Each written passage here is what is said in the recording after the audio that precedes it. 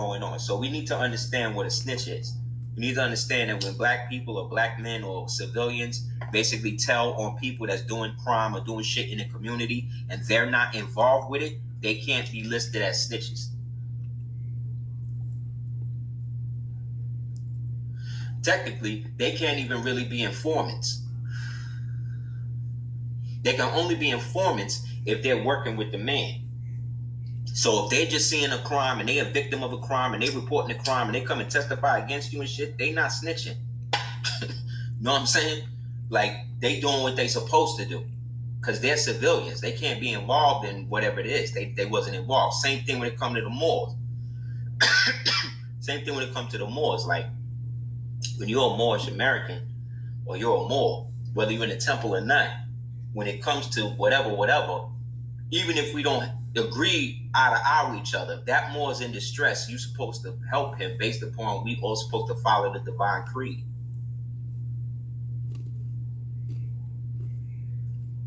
Because there's rules to shit. Just as they say in that movie. There's rules to shit. And if you don't follow the rules, then we fall into anarchy, right? Anarchy is another form of governance, though. That's what we also have to understand. People think anarchy is like, oh, everybody just going crazy. Yeah, to a degree, but for the most part, anarchy just basically means that nobody is in control of the government. Okay? And that's technically what's going on right now. They have made us turn against our own people, but we don't understand who our people are. So instead of trying to go through all of that, let's just define and go back as to the essence as what it is. So the reason why I'm talking about using Thanos as a explicative or a representation of this, because we have to understand that the concept of Thanos is older than Thanos itself. Thanos, right, comes from the Greek word Thanatos. Okay? Thanatos in the ancient Greek or in the so-called Greek, but see, we don't even want to use that term. Thanatos actually is a Minoan word or an ancient Etruscan word. We got to go by what the people was when they was actually there, right? Not what the interloper or what the enemy calls them. Okay? So when we speak of Thanos, we're speaking of the ancient Greek term Thanatos. Okay? And Thanatos is the essence of death. Now, for those people that saw the movie, y'all saw the movie. Everybody saw the movie, right? Now, okay. Those people that didn't see the movie, if you want to see it for free, go to a site called 353. I'm talking about Avengers Endgame, as well as the movie Parabellum, John Wick. Go to a site called Online 353 TV, online353.com. Now the thing is, when you go on this site and you click on to see the movies, all of these fake sites is going to pop up. So as soon as them joints pop up, shut them down, and then keep going back to the original link. Once you set the link up, it should come up. Yeah, that's it. But you gotta shut down the other fake links so that it'll like open up windows and shit in your computer. Just keep shutting them down and then finally click on it. You'll see the whole movie. So Thanatos, again, means death. Basically. But in the movie, technically in the movie, you didn't see him kill anybody. You just saw him displace everyone. You saw him turn everybody to dust. But if they were really dead, then they wouldn't be able to come back. So that means actually he displaced them. He put everybody, 50% of the universe, somewhere else. Okay? Now, this whole concept of population control and all of that is the underlying theme in this thing, and that is being fostered under this thing they call Agenda 21. So there's a thing in Georgia called the Georgia Guidestones, where the so-called Illuminati people set up a whole situation and basically listed that they want to basically reduce the world population to only 500 million.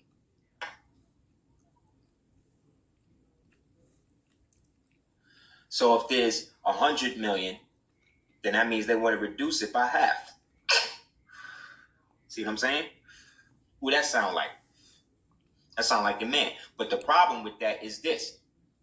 The birth rate of white America or Caucasian people, or what we perceive Caucasian people to be, is 0 at the point. Is 0. So what they have to do now, because of the plummeting birth rates, this means that based upon that, remember, Caucasian people only represent a little less than 11% of the population. So being that they're listed as the majority, they're listed as the majority so long as they are the majority of people in the federal government. Okay? They're no longer that. If they say 2050, then they really talking about 2020, 2025, 2030. So in that, Thanos represents that ancient form or that ancient aspect of the so-called black man, the archetypical black man that cannot be reasoned with. He represents that old Moorish empire, or that old, or that coming judgment that is inevitable for the unrighteous. The unrighteous meaning anybody that is basically living a hybridized form of life, which basically represents the Avengers, because they are all basically augmented. You understand? So he actually is bringing the balance. He actually did it. So what they had to do was find a way to go back and go into an alternate state and bring the people from that alternate state back to the primary state. But it did not undo what he already did. You understand? So really, we're talking about the proverbial changing. The allegory in that is the proverbial changing of the guard, the proverbial aspect of us waking up to the idea that we are our ancestors' return. We are the vengeance of Allah. We are the who avenges the unrighteous. We are the meek that will inherit the earth. Understand? This concept was venerated by people like Adolf Hitler and the Thule Society in something they refer to as the Order of the Black Sun. The so-called Wolfenstaffen, the ones who were actually following the esoteric lines along that, which said that the original man was going to eventually take over. And so they needed to get rid of all of the ones who was going to stop or try to impair that ascension, which is basically why the so-called Khazarian Jews wind up being put into the camps, as they say. Okay? So there was a method to the madness, and in that, the plan that the so-called Nazis have for them, those so-called Jews are now implementing on all of Goyim in Israel as well as over here. Okay? So in essence, when we talk about the Snapture, we're talking about the coming of the plasma sphere. Thanatos, the death of the infidel, represents then the coming of the plasma sphere, when the sun goes into a plasma ultraviolet state. I don't think that we've experienced that in our lifetime, but it doesn't mean that we're not going to. This plasma sphere, this plasma state is based or becomes activated into or through the filaments that exist within the 7 C's. The 7 C's of the body represent the filaments of the etheric body that we refer to as the chakra system. See? And as you can see, red is always at the bottom. So whenever you see them giving you a rainbow image with the red at the top, they're putting the root chakra at the top, which means that it's a satanic symbol. It has nothing to do with the chakra system, the 7 C's, or the evolution of you as a decent ethereal being. It's about keeping you locked down into this density through sex, through illicit deviant sex. Islam? Because what they're trying to do the same thing that Thanos did in the movie. They're just doing it through illicit means, through subversion and coercion. They're doing this, they're getting you to snap yourself out of reality by giving them more life, by interbreeding more with them than you do your own people. But the concept, again, of a Thanos, right? can be related to the two systems, what they call an anode system, ANODE system, or a cathode system, CATHODE, both represented by the extremes of Cain and Abel. So as I told you, Michael Jordan, we just went through how he is really a manifestation of the god, of the ancient god Mithra, right? This concept of Thanos is really the concept of you, of the actual photosphere, the plasmasphere coming back online and burning up anybody that's not in their particular thing, in their particular natural state, under their own vine and fig tree. Anybody trying to be something else other than themselves, anyone living in a lie, anyone putting artificial things in their bodies, things like that. This type of sun burns that all up and you basically turn to dust. So this is the concept. This is where the Infinity Gauntlet comes from, because the Infinity Gauntlet itself that we see in the comic books is actually a symbol of, what's his name? King James. Okay? Now this hand that they base the Infinity Gauntlet on comes from the Cathedral of St. Teresa in España, aka Spain. So they want you to believe that this is a female's hand. But the females that's in the class right now, hold your hand up and look. Does your finger come this low next to your middle finger? Look at your hand right now. Look at your finger and see how close that finger is to your middle finger. That means that you're a woman. This right here, this can't be a woman if the hand placement is like that. That means this is a man's hand, correct? Men, look at your finger. Is this finger the same size as your middle finger?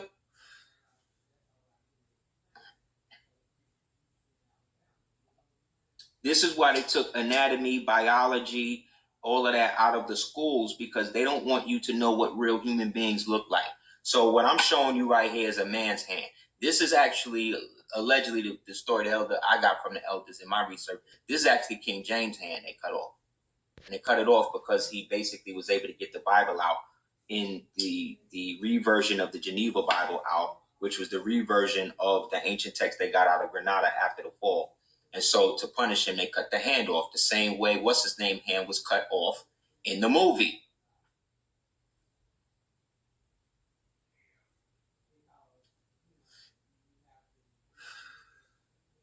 See what I'm saying? So Darth Vader, Thanos, Darkseid, Terex, Mumra, Skeletor, right? All of these, Lex Luthor, Black Manta, all of these represent the ultra masculine black man who is in his archetype, who is not trying to maintain the status quo. Understand? Who is trying to evolve this thing regardless to whether people want it evolved or not. Who does that sound like?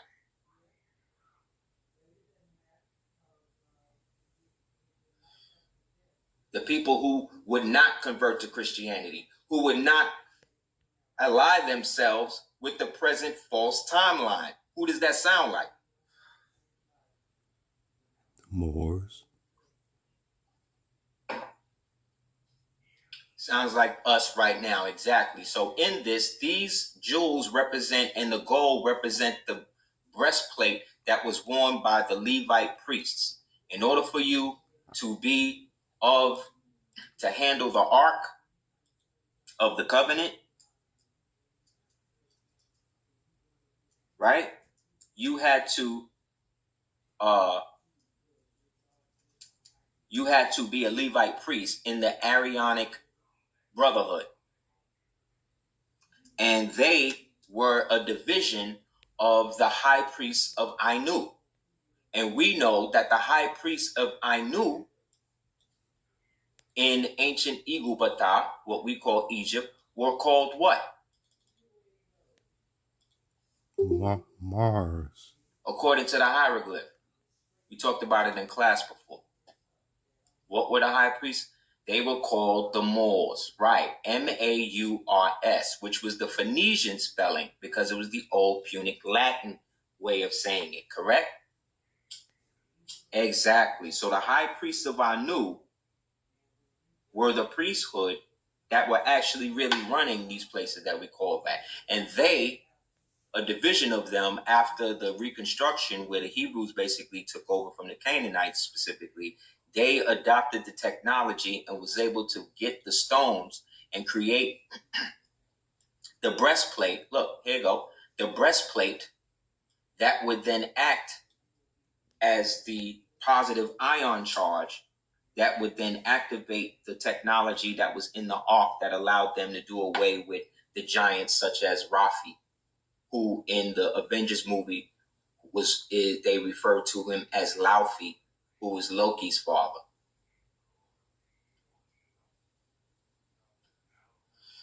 So this has everything to do with us and nothing to do with them. So in that, Thanos, representing the Maw, representing the plasma sphere, representing the old Moorish Empire, looking to do things over and put us back on the real history, knew that he had to get rid of 50% of the population to do so, because that 50% represent the 85, right, and the 10% that's out there blood sucking the poor and trying to kill the 5%.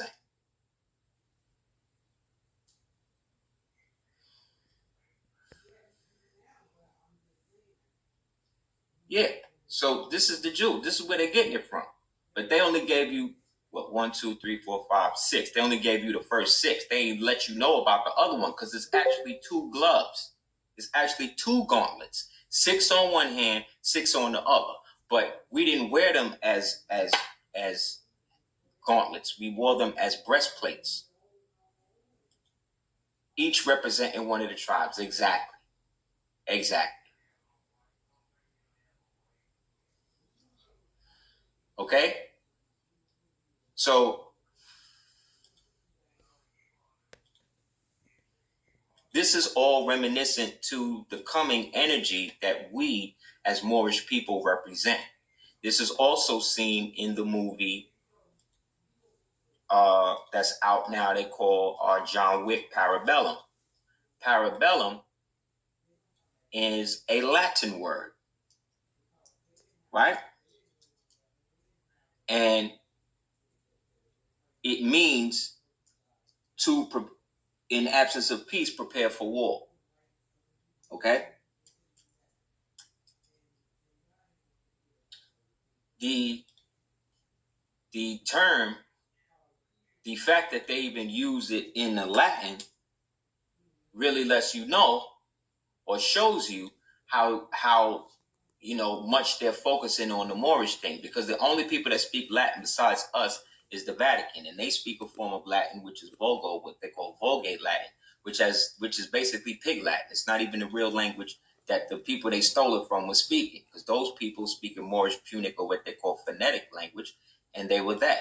In the movie John Wick 3, Parabellum, which means prepare for war, we can also see that the same vibratorial frequency that they're pumping through the end game thing is being reminiscent in that, because John Wick also represents that Freemason, I'm going to show a proof, that Freemason who was under the jurisdiction of the true Moors, who are now really coming back into power.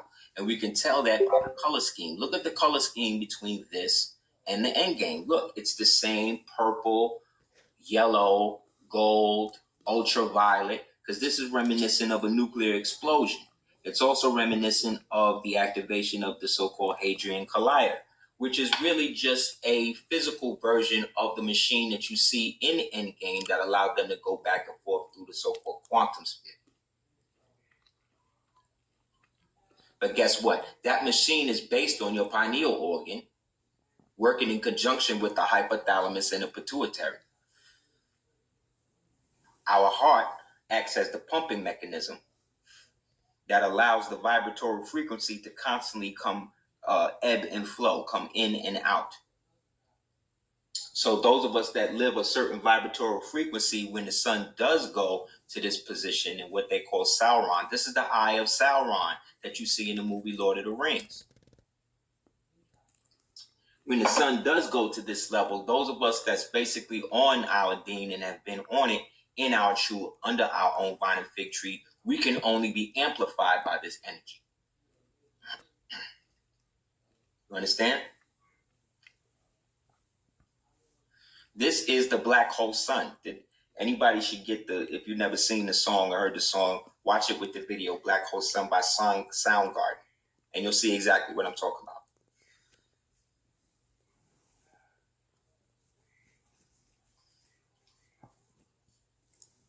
Yeah, remember the video? The only people you see being sucked up into the black sun was the white people that was really demons on the inside. You ain't see no black people going up in it.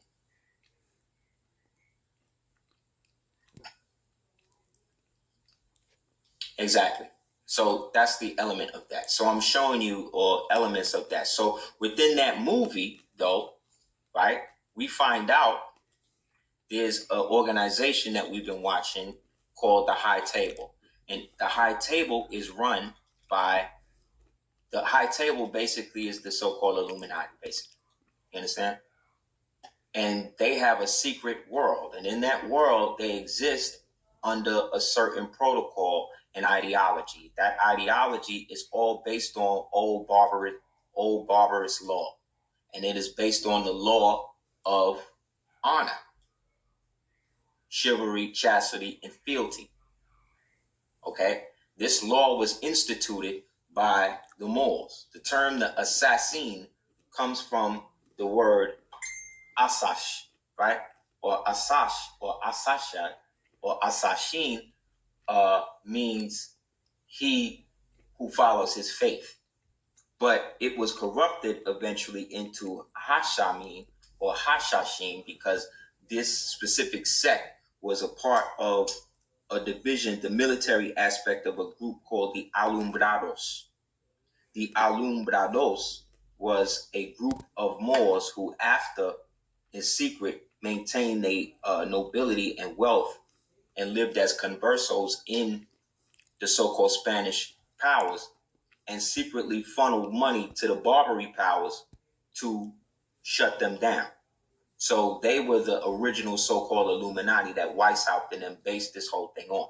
They had a division in Damascus, again, in ancient Nabatea, is what Damascus used to be, or Persis. And they had a division in the mountains there. And the guy that ran that was called the Old Man of the Mountain. The Old Man in the Mountain was allegedly, as they say, legend has it that he was the brother of Salah ad-Din, peace be upon him. And he ran the whole thing. And he had it set up where they would kidnap boys of the enemy and bring them into this lush place that literally had honey and milk flowing and beautiful women and all of that, and basically geese them up and then let them know that they would, in order to come back here, they would have to fulfill whatever the Old Man in the Mountain told them to do.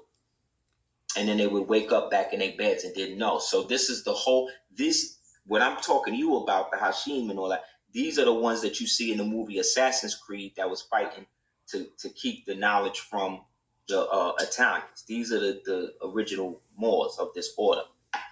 And they were the ones who basically schooled the Templars and created the whole real so-called Masonry thing to bring those that were under the corruption of the Venetian oligarchy, Christianity, Freemasonry, and bringing them back in.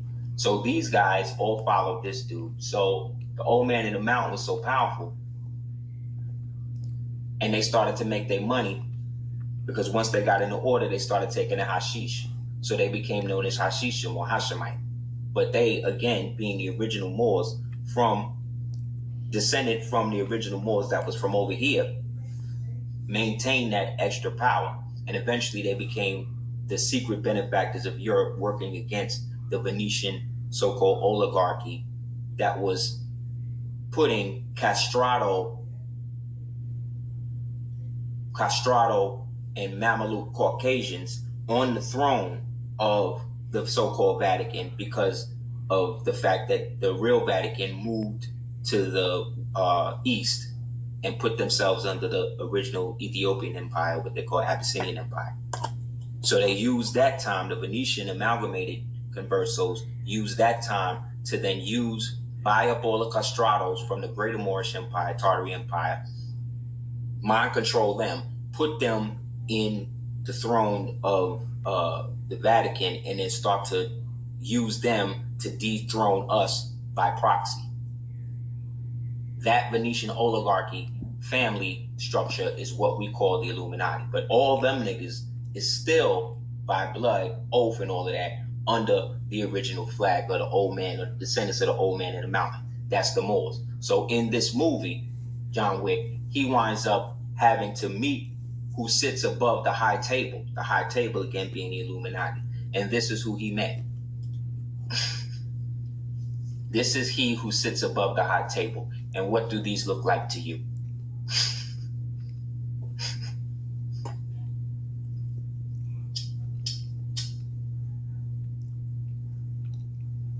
And guess where he met him at? He had to meet him in Morocco. He had to go to Morocco, and he had to go into the temple, into the Continental.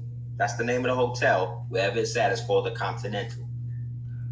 And everybody uses gold coins to do their business. And everybody has to use markers. If you say that you're going to do something, you put it on this silver marker in blood. Therefore, you got to fulfill it. If you don't fulfill it, then they get to take your head. That's old Barbary law. That's old Moorish law. That's Moorish, Muslim, customary law. That's not Sharia law. That's not any Arab law. That's in that. And before he met him, he had to walk across the desert. Come on, Moors. And then the first thing he said to him after he drank out of the cup, while he's on his knees, the Moor in the middle that you see here, he said, "My son, look how far you have been lost." Called him a Mason off front, and he was in the black and white suit. After walking across the hot Arabian desert into the caves of West Asia, passed out dead, the Moor was walking by, seen him. They put him on a camel, brought him back, woke up in the temple, and then before he left, he had to cut his finger off to show fealty to the Moor. That's the only way he can leave, because these are the people who run the high table on the low. So what does that say, Moor? These ain't no Arabs, because the dude that's you see in here in the middle, he's the guy who was wearing the fez in Wonder Woman. Because the whole thing took place in Morocco. Islam? He had to go to Morocco. He had to go to Casablanca.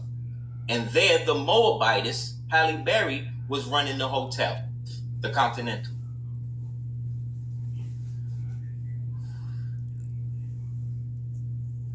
So he left New York, which is Brutium, right? And had to go to Morocco in the east to come back to the Morocco in the west with his freedom. Islam? Islam.